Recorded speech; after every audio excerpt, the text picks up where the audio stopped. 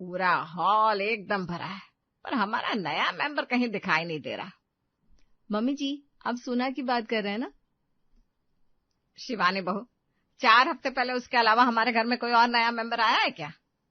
ये हमारा family time है, इतने दिन में छोटी बहू को समझ में नहीं आया।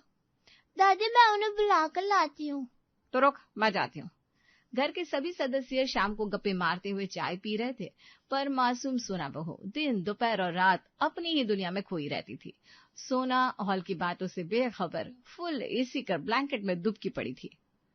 सुरेखा वहां पहुंचती ही एसी बंद कर देती है। सोना, सोना। जी मम्मी जी, बताइए, क्या कोई काम था? बहू, मुझे घड़ी देखना नहीं आता, जरा देख कर बता कितने बजे है? मम्मी जी, ये 5 बज गए हैं। बहू, 5 बज गए पर तुम दोपहर मना रही हो? कभी कभी तो मुझे लगता है मैं बहू नहीं, कुंभकर्ण की बहन लेकर आई हूँ। मम्मी जी सॉरी, मुझसे कोई काम था क्या? सोना बहू, तुम्हें पिछले संडे को बताया था ना कि हम सब शाम को एक साथ बैठकर चाय कॉफी पीते हैं, पूरा परिवार एक साथ बैठता है, लेकिन तुम गायब हो। तुरंत हॉल में आ जाओ। जी मम्मी जी। सोना आलस भरे चेहरा लेकर हॉल में आई। हॉल में हंसी गूंज रही थी, क्योंकि रविश जी रुद्र और सोना की शादी के फनी मोमेंट्स बता रहे थे। फिर क्या हुआ पापा? मैं तो घोड़ी पर था, मैंने तो कुछ देखा ही नहीं। अरे रुद्र बेटा, मौसा जी का पैंट नीचे और मौसा जी यार, फिर तो जैसे तैसे मैं लेकर आया। उन्होंने इतनी पी रखी थी कि खुद उनको होश ही नहीं था। तभी राघु काका हॉल में आते हैं। बता दीजिए किसके लिए चाय और किसके लिए कॉफी बननी है? मेरी और रविश जी के लिए कड़क चाय बना दीजिए, बाकी ये बच्चों से पूछ लो इन्हें क्या पीना है। एक एक करके सब अपनी पसंद बता देते हैं, पर सोना, उसको चाय कॉफी से ज्यादा सोना पसंद था। ख्याली दुनिया में खोई सोना कुछ नहीं बताती, और फिर कुछ देर में सभी की चाय कॉफी आ जाती है, पर एक कप कम। सुना, सब लोग चाय और कॉफी पी रहे हैं, और तुम्हारा कप कहाँ है? भाभी, वो काका शायद भूल गए होंगे, उन्होंने मुझे कॉफी दी ही नहीं। काका नहीं भूल गए, बल्कि तुमने राघु काका से चाय और कॉफी के लिए बोला ही नहीं, इसलिए तुम खाली बैठी हो। ओह, ऐसा ही होगा, मैं भी उन्हें बोल देती हूँ। सोना, अभी तो नहीं कह सकती, क्योंकि वो भी चाय पी रहे होंगे ना, तुम खुद जाकर बना लो। हाँ सोना बहू, शिवानी सही कह रही है, हम अपने हाउस हेल्पर को परिवार की तरह ही मानते हैं। 1 कप चाय कॉफी की तो बात है, जाओ खुद बना लो। ठीक है। सोना, चाय कॉफी तो तब बना लेना जब उसे पता हो दूध, चीनी, कॉफी पाउडर कहाँ रखा है। फिर क्या, किचन में तबाही आ गई, कांच की बर्नियां एक दूसरे से टकराई। ओह थैंक गॉड, कॉफी बनाने का सारा सामान मिल गया। अब इस इलेक्ट्रॉनिक केटल में डालकर बना लेती हूँ। जब तक कॉफी बन रही है तब तक फोन चला लेती हूँ, वरना खड़ी खड़ी बोर हो जाऊंगी। गर गर कर कर कर। 1 मिनट के अंदर ही केतली से कॉफी का तूफान आया। लेकिन सोना एक कोने में खड़ी रील देखने में इतनी मस्त थी कि उसे उस तूफान से कोई मतलब नहीं था। मम्मी जी, मुझे लग रहा है किचन में किसी चीज के जलने की महक आ रही है। अरे जल्दी देख कर आ, तेरी बावरी देवरानी किचन में क्या कांड कर रही है। 1 मिनट मम्मी जी। शिवानी किचन में घुसते ही आंखें फाड़ने लगी। सोना रील देख देख कर हंस रही थी, दूसरी तरफ केतली से निकलकर कॉफी पूरे किचन में डांस कर रही थी। मम्मी जी देखिए, किचन में कॉफी की नदियां बह रही है। क्या वो भाभी जी अब इतना चीख क्यों रही है? पीछे देखो, फिर तुम हंसने की जगह रोने लगोगी। सोना पीछे मुड़कर देखती है तो केतली में चाय उफन कर फर्श पर आ रही थी, और सामने किचन के दरवाजे पर पूरा खानदान खड़ा था। हे भगवान, सोना तुम्हारा ध्यान कहाँ है? क्या हालत कर दी तुमने किचन की। 1 कप कॉफी बनाने में इसने तो तबाही मचा दी। सॉरी मम्मी जी, वो मैं फोन देखने लगी थी। अरे बहू, बगल में रखा कॉफी मेकर छोड़कर तुमने केटल में कॉफी क्यों बनाई? पापा जी, सीधी सी बात है, हॉस्टल में लड़कियां केटल में कॉफी बनाती है, देवरानी जी की वो आदत अभी तक गई नहीं होगी। सोना वहां से जाने लगती है। 1 मिनट बहू, कहाँ चल दी? वैसे तो सपना झाड़ू पोछा करने आती है, लेकिन अब वो तो कल सुबह करने आएगी, इसलिए किचन में जो भांग फैलाई है तुम्हें ही साफ करनी पड़ेगी। जी मम्मी जी। मेरी किस्मत तो देखो, कॉफी की शॉट लगाने आई थी और अब पोछा किस रही हूँ। इससे तो अच्छा सासू माँ मुझे जगाती नहीं तो ना ये कांड होता। पर ये तो शुरुआत थी। सोना का लापरवाही भरा आतंक जारी रहता है। एक दिन सुरेखा की दोस्त रिंकी उससे मिलने आती है। सोना अपनी दुनिया में मस्त साड़ी पर प्रेस कर रही थी। देवरानी जी, बाहर आइए। जी बताइए। बताना क्या, बाहर रिंकी आंटी आपके दर्शन के लिए बैठी है। मेरे दर्शन? मतलब मैं कोई देवी हूँ? अरे यार, तुम्हारे मुंह दिखाई करने आई है। लेकिन 1 मिनट, ये कपड़ा जलने की महक कहाँ से आ रही है? ओह नो, मेरी नई साड़ी जल गई। देवरानी जी संभल कर, वरना साड़ी के साथ आपका हाथ भी जाएगा। पहले बाहर आ जाओ, वरना सासू माँ रूम के अंदर आ गई तो साड़ी देखकर तुम्हें बिल्कुल बाहर कर देंगी। जी भाभी, मैं चलती हूँ। रिंकी सोना को ऊपर से नीचे तक देखती है। सुरेखा, तेरी बहू देखने में तो गुलाब सी है, पर इस गुलदस्ते में खुशबू है कि नहीं? अंदर से खाली है? अरे नहीं नहीं, रिंकी बहुत पढ़ी लिखी है, काम काज करने में भी हाथ साफ है। वैसे तो तेरे रसोईया लगा है, पर मैं तेरी दोनों बहू के हाथ का तो खा चुकी हूँ। सोच रही हूँ आज इसके हाथ का बना डिनर किया जाए। अरे क्यों नहीं रिंकी, लेकिन आज तो बहू डिनर नहीं बना पाएगी। आज क्या है? उसके हाथ में मेहंदी लगी हुई है। रिंकी, आज सिलेंडर खत्म हो गया है और खाना लकड़ी जलाकर बनेगा, और ये गुलाब सी बहू कहाँ चूल्हे और अंगीठी के सामने झुलसेगी। हाँ सुरेखा, ये बात तो सही कह रही है। आजकल की बहुएं चूल्हे पर खाना बनाने को जुल्म समझती है, और हम तो अपनी बहुओं पर ऐसे जुल्म करते नहीं। जा सना बहू, अब तो अपने रूम में आराम कर ले। हाँ, ऐसा कैसे? सोना बहू खाना बनाकर नहीं खिला सकती, लेकिन 2 कप कॉफी तो बना ही सकती है। अरे रिंकी, तेरा नसीब ही खराब है। हमारा कॉफी मेकर तो कब से रिपेयर होने के लिए गया है, वरना तुझे कोल्ड ड्रिंक नहीं पिलाती है। चलो कोई बात नहीं, अगली बार सोना बहू के हाथ का खाना खाने के लिए फोन करके आएंगे। जब सोना और सिलेंडर दोनों सही होंगे ना, तो मैं तुझे फोन कर दूंगी। हाँ, सोना वेदिका को देखते हुए फुसफुसाती है। लगता है मम्मी जी कॉफी वाले कांड के बाद मुझे किचन में घुसने भी नहीं देना चाहती। देवरानी जी, मम्मी जी के दिल में जो डर बैठा है ना, उससे आज आपको फायदा हो गया। मैं इस फायदे से ज्यादा अपने साड़ी जलने के नुकसान के बारे में सोच रही हूँ। सोना की मुसीबत धीरे धीरे बढ़ती जा रही थी, या यूं कहिए सोना दूसरों की मुसीबत बढ़ा रही थी। सोना दोपहर के वक्त बाल्टी में पानी लिए कमरे में पोछा लगा रही थी। इस घर में सब मजे से है, एक मेरी लाइफ की कलेश खत्म नहीं होते। अपने रूम का झाड़ू पोछा करके बेडशीट धुलनी है, सपना के होते हुए भी सफाई खुद करनी पड़ रही है। सोना बाल्टी और पोछा लेकर बाथरूम में जाती है। जैसे ही उनके पतिदेव गीले पोछे में फिसलते फिसलते रूम में घुसते हैं, मर गया। रुद्र गीले पोछे में फिसलता हुआ सीधा सामने वाली दीवार में टकराता है। पूरा घर रुद्र की आवाज सुनकर इकट्ठा हो जाता है। अरे क्या हुआ रुद्र, तू वहां कैसे पड़ा है? रुद्र जी, अब ठीक तो हो? सोना वहीं रहो, वरना मेरी तरह तुम भी इस गीले पोछे में स्केटिंग करते हुए दीवार में अलग होगी। अरे सपना तो कब की चली गई, पोछा अभी तक गीला है। भाभी जी, सपना न जाने क्यों कभी भी मेरे रूम में पोछा ही नहीं लगाती। बहुत धूल जम गई थी तो मैंने खुद ही पोछा लगाया, और जब तक सूखता। रुद्र जी, बहू तेरी माँ ने सही बताया था, तुझे सच में घर का कोई काम नहीं आता। देखने से ही लग रहा है पोछा बिना निछोड़े लगा दिया है। बहू तेरी इस हरकत की वजह से मेरे बेटे की हड्डियां टूट गई। मम्मी जी, सपना मुझे बता रही थी, जब वो पोछा लगाने आती है तो सोना का रूम बंद ही होता है। सोना 11-12 बजे सोकर उठती है, तब तक तो सफाई करके सपना चली ही जाएगी ना। अब जब रूम बंद होगा तो रूम में सपना तो सफाई करने आएगी नहीं, खुद ही करनी पड़ेगी। मम्मी, अगर इस तरह से इसने 1-2 दिन और सफाई कर ली तो कभी मेरे हाथ में प्लास्टर होगा, कभी पैर में। बेटा सही कह रहा है। सोना बहू, कल से 9 बजे तक बिस्तर खाली होना चाहिए, वरना इसकी अलग से सजा मिलेगी।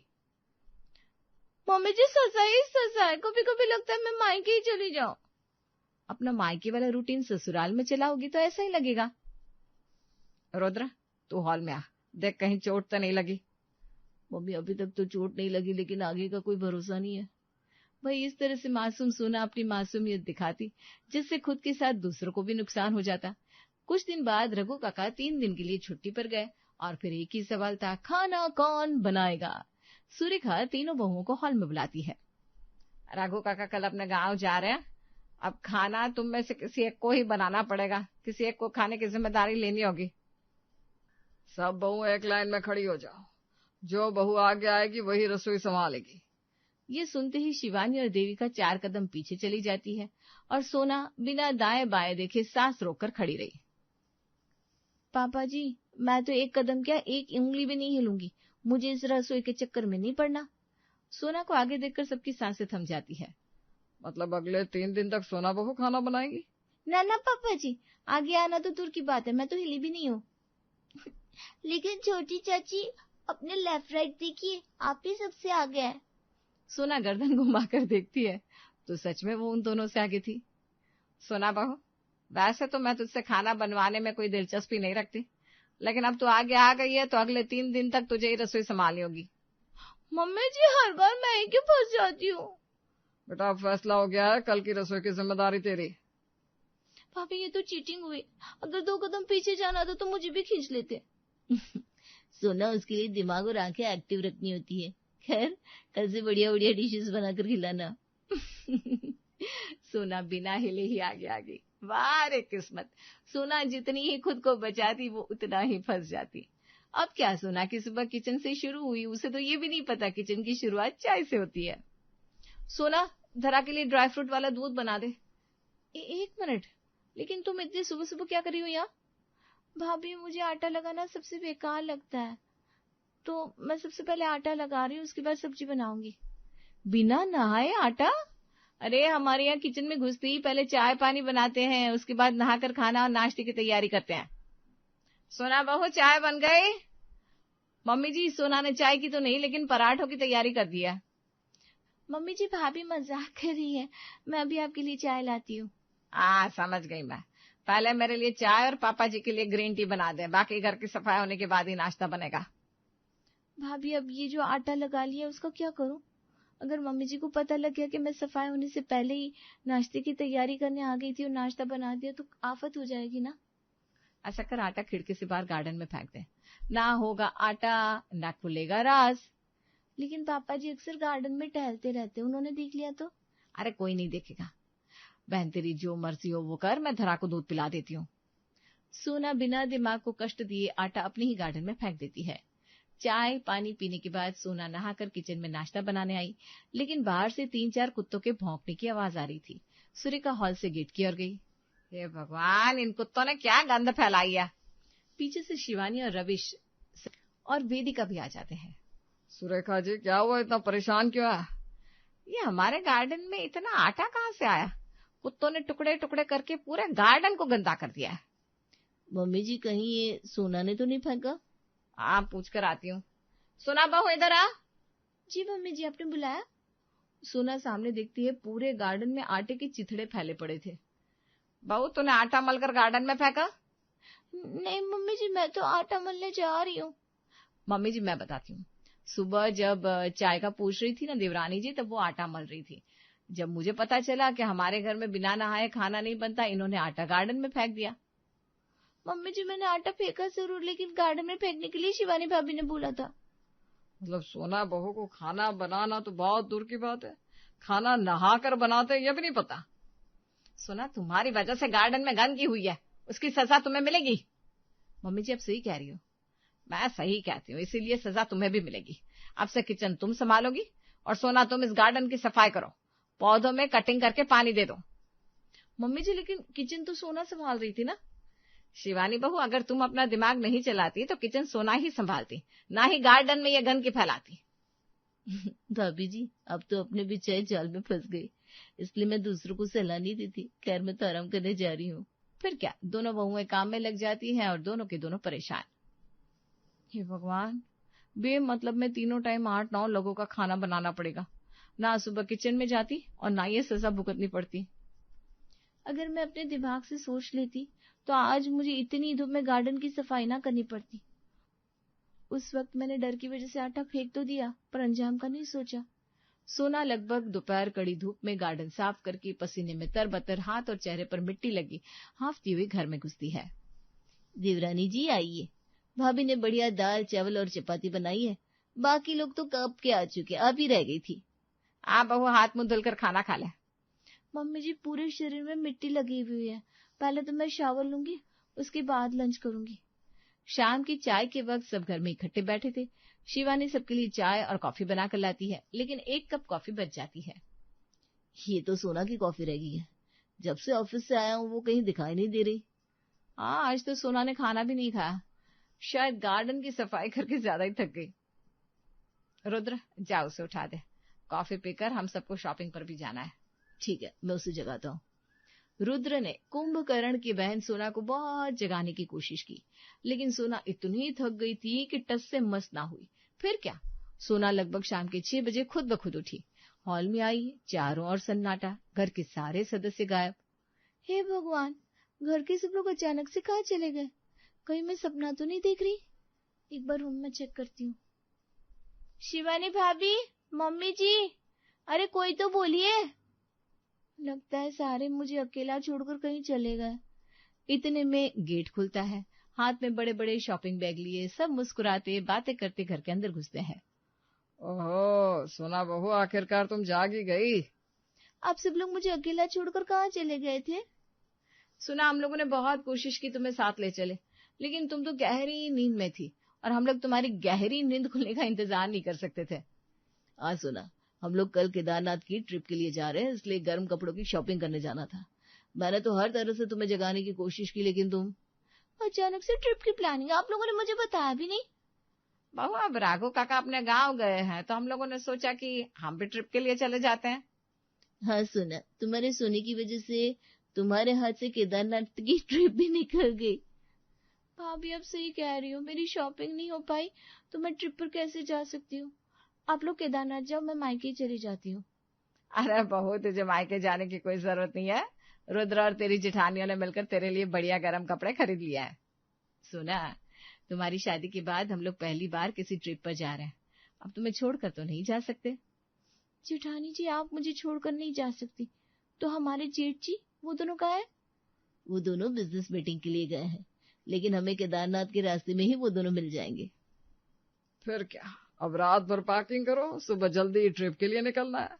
और सोना बहू, फिर से सो मत जाना, वरना इस बार तो पक्का केदारनाथ के दर्शन का मौका गंवा दोगी।